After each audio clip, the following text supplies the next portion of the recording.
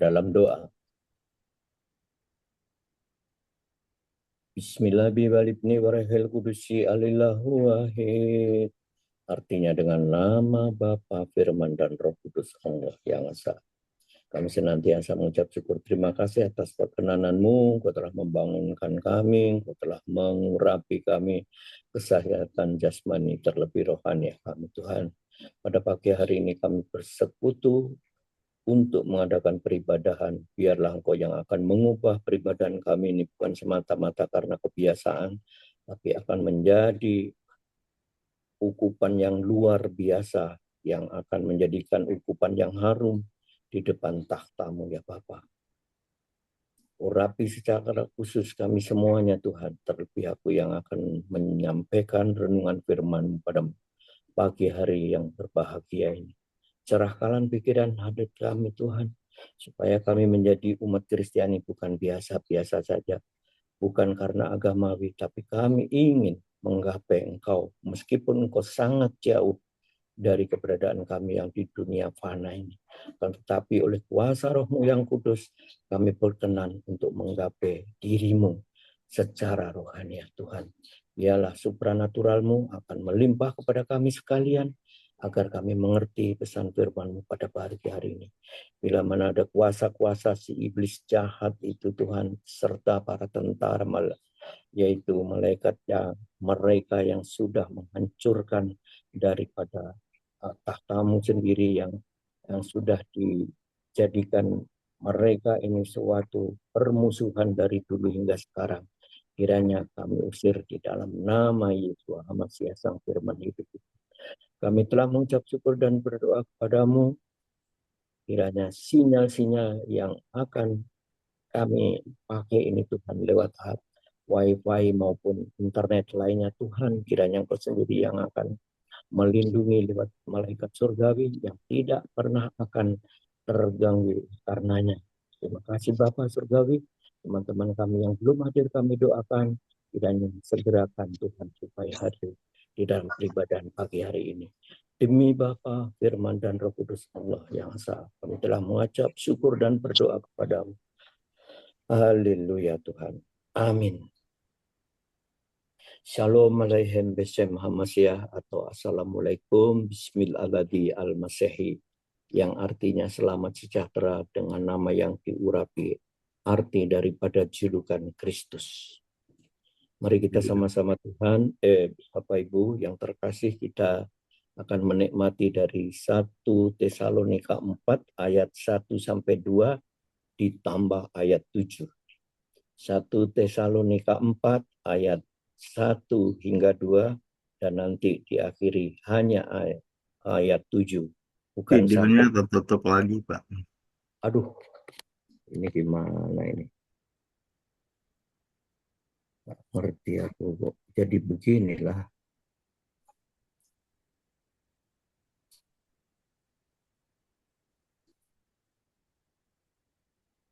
Ya, sudah ya, Bro. Ya. Iya.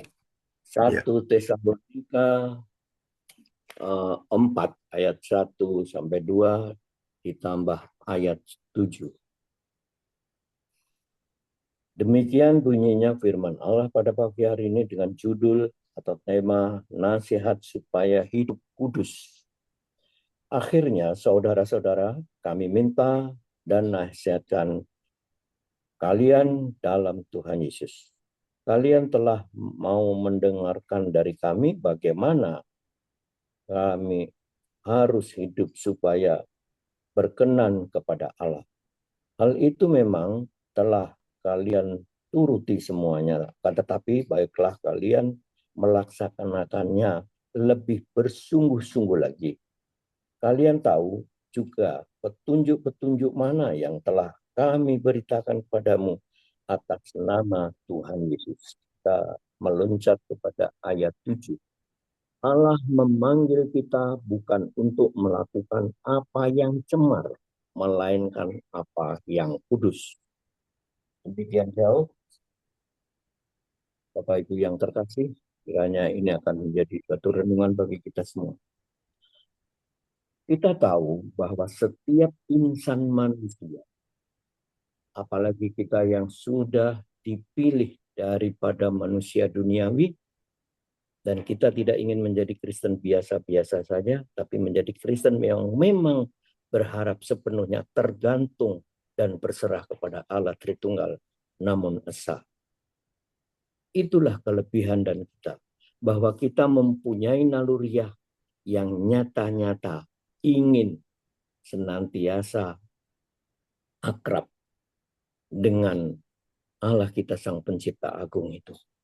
Yang disebut Yahweh, disebut Jehovah, disebut Eloh atau Elohim dari kata Eloh, atau Allah dari bahasa Aramaik, dan disebut Allah dalam bahasa Arab. Dan itulah kelebihan daripada kita. Dunia boleh mencaci kita, mengatakan kita adalah manusia-manusia yang tidak tahu beruntung, karena kita dianggap orang-orang yang kafir. Alkitab adalah artinya buku, itu dari bahasa Arab. Alkitab itu bahasa Arab. Artinya buku. Inilah buku kehidupan kita yang dikatakan telah diselewengkan, yang telah dikatakan sudah dicemari oleh urusan-urusan Sang Paulus. Paulus di mata kami dulu sebagai orang yang antikristus adalah pembohong besar. Itulah yang dimeteraikan oleh pengajaran kami, agama kami yang lama. Paulus adalah pembohong besar karena mereka tidak pernah membaca sejarah Paulus. Karena kami dulu sangat dilarang. Jangankan membaca, memegang aja nggak boleh. Apalagi di desa kami zaman tahun 50-60 itu yang namanya Alkitab itu sangat-sangat tidak bisa kami dapatkan. Karena begitulah keadaan. Memang daerah kami, Kabupaten Tuban adalah salah satu makam daripada Wali Songo yang namanya Sumbunang, yang nama aslinya adalah yaitu Sayyidina daripada bahasa Arab ya, tapi menjadi orang yang terkenal. Jadi maaf, memang demikian keberadaan kami sampai hari ini. Tapi untungnya rakyat yang ada di daerah kami, Kabupaten Tuban, pesisir utara Jawa Timur sebelum kota Surabaya itu, ada orang-orang masyarakat yang tidak fanatik buta. Itu saja yang menjadi kenangan kami yang baik. Makanya kita senantiasa menginginkan, yaitu merindukan juga yang disebut sebagai berikut. Masa depan yang baru. Itulah inti tema sentral kita pada hari ini. Masa sekarang yang sudah menjenuhkan, yang sudah menjadi kita semuanya orang yang berada di dunia fana ini, sudah sangat jengah. Jengah itu adalah merupakan suatu kata yang paling top daripada kesengsaraan batin, bahkan juga kesengsaraan jasmani. Sudah ruwet kata wong Jawa, sangat ruwet sekali. Dan itulah untungnya kita menjadi orang-orang yang sudah percaya kepada Kristus. Jadi kita, keberserahan kita ini sangat-sangat memang didandani Allah itu sendiri supaya kita menjadi kuat. Apalagi berita-berita medsos yang demikian menyudutkan kita, ya. Kita selalu dirundung, selalu dibully, selalu diejek dan dilecehkan. Tetapi negara tidak pernah hadir. Bahkan pejabat-pejabat daripada kerohanian Kristiani, apapun namanya, baik aliran Katolik, aliran Protestan, maupun aliran mainstream atau karismatik, tidak satu pun membela. Apalagi pejabat daripada Kementerian Agama Republik Indonesia. Bahkan kita mempunyai wakil yang jelas-jelas nyata ada, menerima gaji setiap bulan, menerima pensiun sebagai pejabat pemerintahan yang mewakili umat Kristiani yang ada di sana, yang disebut Dirjen Umat Kristen, atau boleh dikatakan Kristen sudah menyangkut aliran Katolik maupun non-Katolik, Protestan, dan seterusnya. Mereka tidak pernah membela, saudara-saudara. Nah, apa ini semuanya yang menjadi kejengahan kita? Jujur secara manusia pasti jengkel. keadaan puluhan tahun yang lalu dari menjelang jatuhnya Bapak Soeharto, kita sudah dijadikan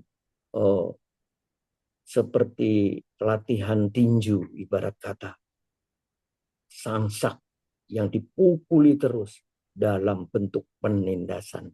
Yang lucunya, para pengaman, baik itu militer, pakaian loreng maupun polisi, pakaian coklat muda dan coklat tua, hanya menengok, hanya melihat, hanya memperhatikan, tidak berbuat apa-apa ketika terjadi penindasan. Nah, itulah salah satu daripada apa. Makanya kita mempunyai suatu angan-angan masa depan yang baru. Apakah itu? Dan untuk menyelaraskan sebagai ungkapan tersebut yang ada di atas tadi, maka kita perlu menghayatinya hal-hal sebagai berikut. Yang pertama, bahwa kita tadi dikatakan akhirnya saudara-saudara kami minta dalam nasihat kalian dalam Tuhan Yesus, kalian telah mendengar dari kami bagaimana kalian harus hidup supaya berkenan kepada Allah. Hal itu memang telah kalian lakukan, akan tetapi baiklah kamu akan menjadikan semakin bersungguh-sungguh. Nah, kata bersungguh-sungguh ini berarti memang kita menjadi manusia beragama atau manusia agamawi. Dan ini sudah tercatat. Sekitar 2000 tahun yang lalu sudah ada angan-angan perhatian, warning, yaitu bahwa Rasul Paulus sudah memberikan nasihat yang sekarang kita alami, bahwa mengapa masyarakat Kristiani semakin menjadi suam-suam kuku. Ini adalah rancangan daripada iblis laknat. Dia tahu bahwa angan-angan hidup masa depan yang baru itu harus dihancur luluhkan. Karena iblis dengan para tentara setan-setannya itu sangat mengerti di garis bawahi dengan tinta merah. Bahwa ketika kita menang sungguh-sungguh untuk menggapai keberadaan Allah Tritunggal Namun Esa di dalam nama Yesus HaMasiah, Sang Firman hidup, atau ayatullah yang sesungguhnya itu adalah Yesus Kristus, Sayyidina Isa al-Masih. Bukan Khomeini yang sekarang Iran sudah menjadi porak-poranda itu. Tidak ada manusia menjadi ayatullah. Hanya manusia Yesus yang disebut ayatullah. Dan itu adalah rancangannya. Dia tahu persis bahwa ketika menjelang kedatangan ayatullah yang kedua, Sayyidina Isa al-Masih Yesus Kristus atau Yesus HaMasiah itu, orang yang sungguh-sungguh diperhitungkan oleh Allah akan menerima yaitu masa depan yang baru. Akan menghakimi mereka sehingga mereka memporak-porandakan, mengadakan penggerbekan, mengadakan pembakaran gedung ibadah, ya, anak-anak kecil remaja pun dieksekusi istilahnya, atau di obrak-abrik, baik yang ada di Sukabumi, yang ada di Padang Sumatera Barat dan tempat-tempat lain. Sampai hari ini tidak pernah selesai. Dan itu rancangan mereka yang luar biasa, kejahatan mereka sangat error karena ketakutan mereka yang berkelebihan. Tetapi mereka tidak pernah bertobat. Iblis tetap iblis, si jahat tetap jahat. Dan kita yang dipersekusi juga selalu harus meminta perlindungan, kalau memang perlindungan dari aparat pemerintah yang namanya manusia itu memang dipakai juga oleh iblis supaya tidak berbuat untuk membela. Dan pembela kita yang agung adalah Kristus, Sang Firman hidup, sebagai gambar dan gambaran Allah itu sendiri. Keserupaan Allah ada di dalam Kristus karena dia adalah Adam akhir. 1 Korintus 15 ayat 45 hingga 51. Agar berkenan di hadapan Allah, harus beriman tetap, berakar dan berbuah lebat, buah yang manis bukan yang tidak manis atau yang asam, supaya enak dikecap oleh setiap manusia yang mendapatinya. Maka kita menjadi, jangan sampai kita dikecap oleh orang-orang dunia yang dikatakan menjadi buah yang tidak manis, buah asam, buah yang busuk, yang itu menjadi kata lainnya adalah menjadi batu sandungan kehidupan kita. Aku setelah menjadi Kristen sering sekali dikatakan oleh teman-teman waktu masih ada di Padang, teman-teman anak remaja maupun pemuda yang selalu menyanjung kami iman Kristen karena mereka berwawasan yang moderat. Anak-anak pelajar itu mengatakan, aduh, mas ini orang gereja ya. Aku salut dengan orang gereja ini. Sangat taat beragama, sangat taat beribadah, sangat taat menjunjung tinggi nilai-nilai agama. Itulah yang diucapkan oleh para pemuda-pemudi ketika kami bergaul itu. Ya dia lebih jauh muda dari aku, tapi kami bergaul akrab di dalam mencari pergaulan supaya bisa menjadi buah yang manis, bukan menjadi batu sandungan. Rasa disanjung luar biasa itu tanpa dikomandoi, tapi spontan, bangga. Mengapa? Karena dia bisa melihat, karena gereja yang ada di Padang itu kebanyakan di tengah-tengah kota. Gereja kami itu di persimpangan 4 yang paling utama di daerah perniagaan, namanya Gereja Protesan GPIB Efrata Padang itu, di tengah-tengah kota. Dekat perbankan, dekat kantor pos, dekat dengan beberapa kantor militer. Itu di Jalan Bagindo Ajejan. Sangat membanggakan kalau dikatakan demikian. Tapi apa nyatanya? Dan itu memang pengakuan yang sangat natural. Akan tetapi kenyataan di gereja kami, banyak orang yang menjadi suam-suam kuku. Bahkan teman kami yang sejak ditahbiskan menjadi seorang diaken dan penatua, kakak beradik beripar mereka. Dari sejak diteguhkan sampai akhir 5 tahun tidak pernah hadir sama sekali. Dan itu pernah aku ungkapkan beberapa tahun yang lalu. Aneh, pengulangan. Kenapa? Karena mereka menjadi Kristen-Kristen yang biasa saja. Dia tidak bangga menjadi Kristen. Ya, Kristen itu kan agama. Agama kan tidak dibawa mati. Bahkan kekayaan pun, jabatan pun tidak dibawa mati. Apalagi agama. Ya, hanya eksistensi. Hanya judul daripada dia tidak mau dikatakan komunis. Orang yang menganti Allah.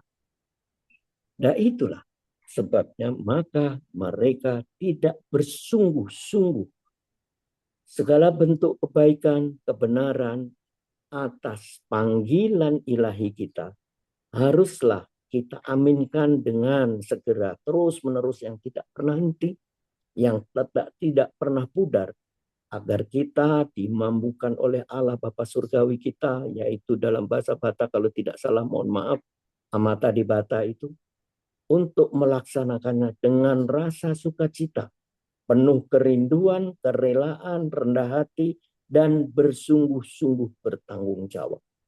Dengan pola martabat yang teruji, juga terukur, tidak mencemarkan nama Bapa Surgawi kita, Amata di Bata. Dan kita ini adalah merupakan peralihan daripada manusia yang dikutuk Adam dan Hawa, tetapi karena kita sudah di dalam Kristus dipulihkan. Kita menjadi umat pilihan, umat manusia yang luar biasa kita ini. Tapi seringkali umat Kristen merasa seperti berpakaian aja. Ketika dia mau berkegiatan apa saja, khususnya kegiatan yang acara-acara pernikahan dan lain sebagainya, upacara-upacara, itu memakai pakaian yang bagus-bagus. Kan tetapi setelah itu pulang ke rumah setelah selesai semua acara yang dilakukannya, dan itu juga akan tetap dimasukkan keranjang untuk dicuci. Dan itulah seringkali bahwa iman Kristen dianggap seperti pakaian, pakaian jasmania. Sebagus apapun, semahal apapun, ketika habis dipakai acara-acara tertentu, harus tetap dimasukkan mesin cuci kalau memang pakai mesin cuci. Kalau tidak juga diberikan kepada mbak-mbak yang memang kerja di rumah tangga kita untuk digosok dengan rinso atau apapun namanya. Seperti itu diumpamakan bagaimana kita mau menjadi buah yang manis. Kalau keberadaan kita seperti itu, bagaimana kita bisa menggapai daripada masa depan yang cerah, yang dijanjikan, masa depan yang baru. Yang selanjutnya, mari kita membaca dari Yesaya 48 ayat 18, 19b maupun 22. Yesaya 48 ayat 18 dan seterusnya, bunyinya sebagai berikut. Sekiranya engkau memperhatikan perintah-perintahku, maka damai sejahteramu akan seperti sungai, tidak pernah kering, dan kebahagiaanmu akan terus berlimpah seperti gelombang-gelombang laut yang tidak pernah berhenti. 19b, nama mereka, yaitu keturunan kita, generasi penerus kita, tidak akan dilenyapkan atau ditiadakan dari hadapanku. Inilah jaminan yang kedua, bahwa kalau kita menjadi umat yang sangat sungguh-sungguh, maka kita akan menerima asupan dari Allah itu sendiri, yaitu damai sejahtera, seperti sungai atau tidak pernah kering, dan kebahagiaanmu akan terus berlimpah seperti gelombang-gelombang laut yang tidak pernah berhenti dan tidak akan dipunahkan generasi penerus kita. Inilah sungguh yang diinginkan oleh kita yang sungguh-sungguh rindu untuk akrab dengan Allah. Tidak sebatas beragama, saudara-saudara yang terkasih, tapi harus kesungguhan. Makanya aku bangga menjadi orang Indonesia, ada istilah penghayatan P4. Jadi kalau P4 itu tidak hanya sekedar untuk gagah-gagahan ketika, meskipun akhirnya ketika Bapak Soeharto diturunkan tahtanya dari para mahasiswa dan rakyat, bergelimpangan yang namanya hasil daripada penghayatan P4 Pancasila itu tidak berbuah manis, ternyata menjadi batu sandungan daripada bangsa kita. Karena di mana penindasan, pembakaran, bukan hanya gereja aja yang dibakar, tapi tempat usaha, mobil-mobil mewah, mobil-mobil biasa, yang baru-baru yang ada di showroom-showroom, digelontorkan, didorong dengan paksa, dihancurkan kaca-kaca, dan itu nyata. Kami melihat langsung. Karena waktu itu aku belum pensiun, dan aku sebagai orang koordinator pemasaran di perusahaan, selalu berada di jalan raya, jalan yang bebas. Jadi lihat langsung, memang dilarang mendekat oleh para pengaman. Tapi mengerikan. Jadi mengapa sekalipun P4 itu sudah dikatakan penghayatan Pancasila, tetapi tidak dihayati ternyata. Karena apa? Karena mereka pengikut yang suam-suam kuku. Yang penting ikut dapat uang saku, uang makan disediakan meskipun, dan aku sendiri mengalaminya meskipun kami bekerja di perusahaan swasta, tapi diikut sertakan karena pertemanan yang baik oleh pejabat gubernuran di Sumatera Barat. Tidak hanya kami, perusahaan lain swasta juga ada. Tapi itu tidak ada penghayatan. Hancur lebur Pancasila. Dan janganlah kita seperti itu. Kita harus menjadi orang-orang yang memang dikokohkan, kita dikuatkan, kita iman percaya kita senantiasa ditabur oleh pupuk-pupuk surgawi agar kita berakar bagus ber, berpohon yang kuat, tidak gampang dijatuhkan oleh angin puting beliung, dan akhirnya berbuah lebat. Itulah harapan kita, bahwa kita akan menjadi generasi anak-anak cucu kita, generasi penerus yang andal. Andal secara iman, bukan karena andal secara dunia. Yang terakhir adalah mari kita membuka kita, yaitu dari Wahyu 21 ayat 1 hingga 6. Judulnya adalah Langit yang Baru dan Bumi yang Baru. Ayat pertama, lalu aku melihat langit yang baru dan bumi yang baru. Sebab langit yang pertama dan bumi yang pertama telah berlalu, dan laut pun tidak ada lagi. Selanjutnya, dan aku melihat kota yang kudus, yaitu Yerusalem yang baru, turun dari tahta surgawi, dari Allah, Tritunggal namun Esa, yang berhias bagaikan pengantin perempuan yang berdandan untuk suaminya. Lalu aku mendengar suara yang nyaring dari tahta itu berkata, lihatlah, kemah Allah ada di tengah-tengah manusia dan ia akan diam bersama-sama dengan mereka. Mereka akan menjadi umatnya dan ia, Allah itu, akan menjadi Allah mereka. Dan ia menghapuskan segala air mata dari mata mereka dan maut tidak akan ada lagi. Tidak akan ada lagi perkabungan atau ratap tangis atau duka cita, sebab segala sesuatu yang lama itu telah berlalu.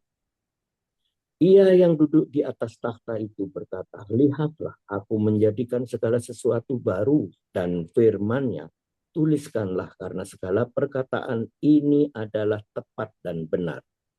Terakhir, firman-Nya lagi kepadaku, semuanya telah terjadi. Aku adalah Alfa dan Omega, yang awal dan yang akhir.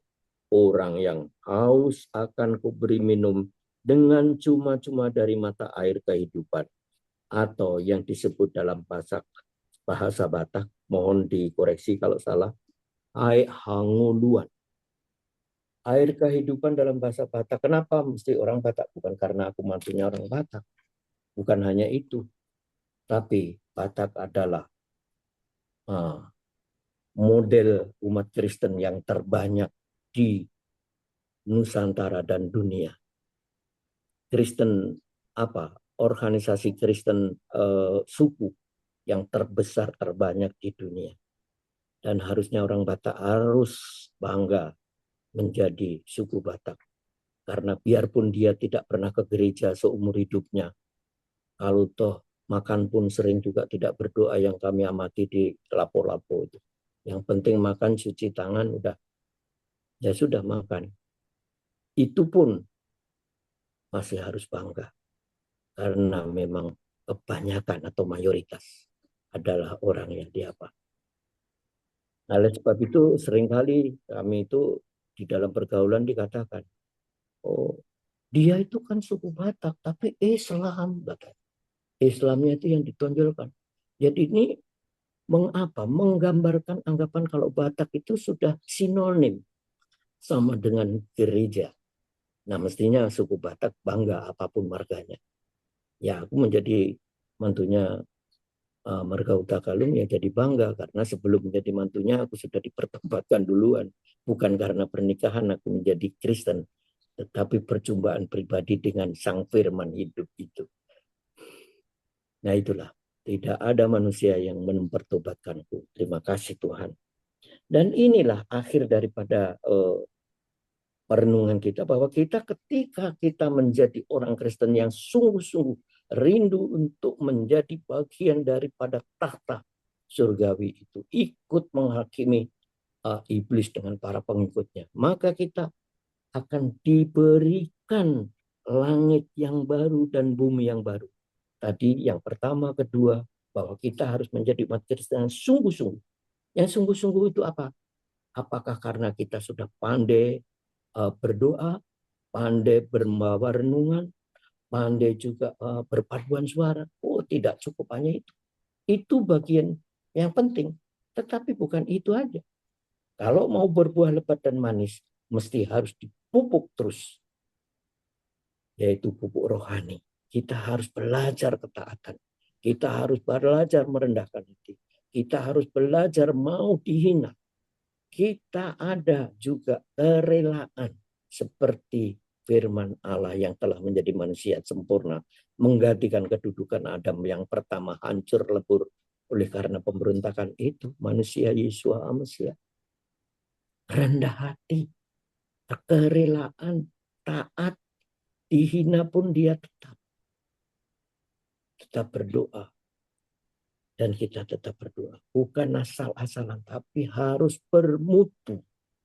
Martabat kita harus kita pertahankan menjadi umat Kristen yang dikagumi oleh orang-orang yang berpikiran waras dan moderat itu. Janganlah menjadi Kristen yang memang ugal-ugalan. Mentang-mentang menjadi pejabat negara. Menghalalkan segala cara. Hepeng tu mengatur negarawan. Nah, kalau itu yang menjadi pedoman hidup, moto hidup, rusaklah kekristenan kita ini. Tidak menjadi buah yang manis, tetapi menjadi batu sandungan kehidupan dunia, bukan hanya masyarakat Indonesia. Itulah yang menjadi dasar daripada kita, supaya kita ikut mengambil bagian langit yang baru, bumi yang baru, dan itu yang dijanjikan oleh Allah. Yang juga tentunya mahkota kehidupan yang nyata, benar-benar nyata seperti yang dikatakan oleh Rasul Paulus. Karena dia sudah mengalaminya, disiksa, dihina, dicaci, bahkan dibunuh dengan kejam. Tidak ada satupun 11 rasul ya, yang tidak mati dianiaya. Meskipun Thomas harus jauh daripada keberadaan Timur Tengah, harus berada di Rasul Thomas berada penginjilannya di tanah India bagian selatan. Meninggalnya pun meskipun tidak pancung kepalanya, tapi ditombak. Tidak ada satupun rasul yang tidak dianiaya. Sangat sadistis. Itulah kiranya.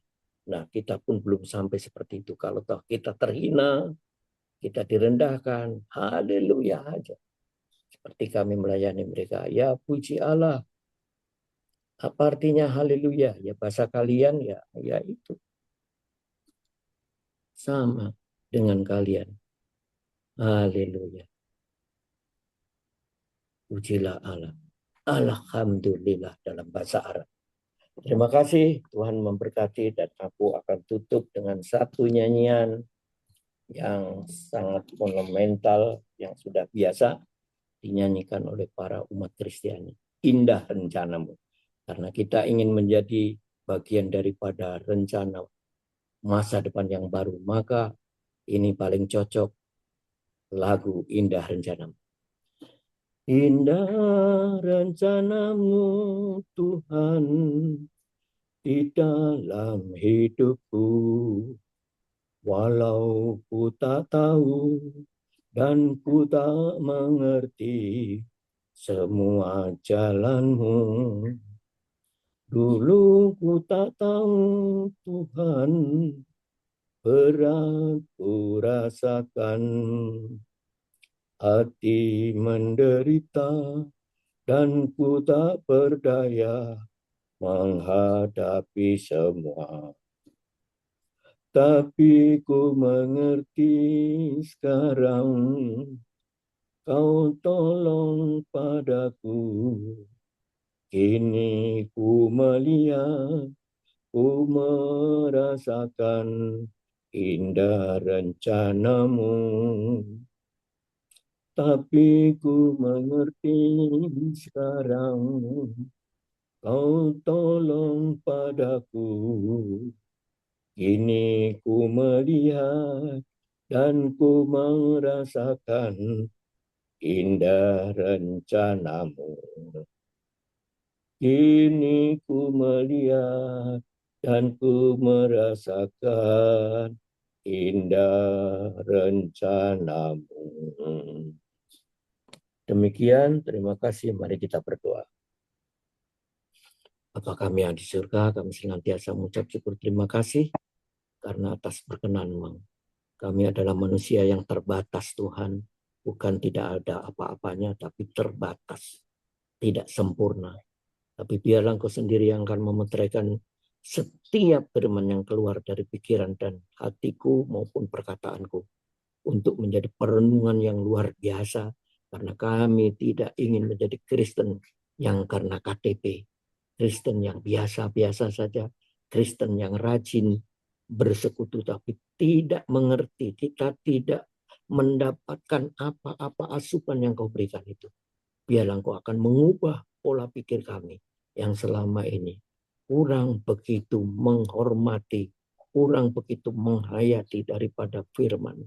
Biarlah pada pagi hari ini menjadi suatu warning atau perhatian bahwa kami adalah agar supaya mempunyai masa depan yang baru.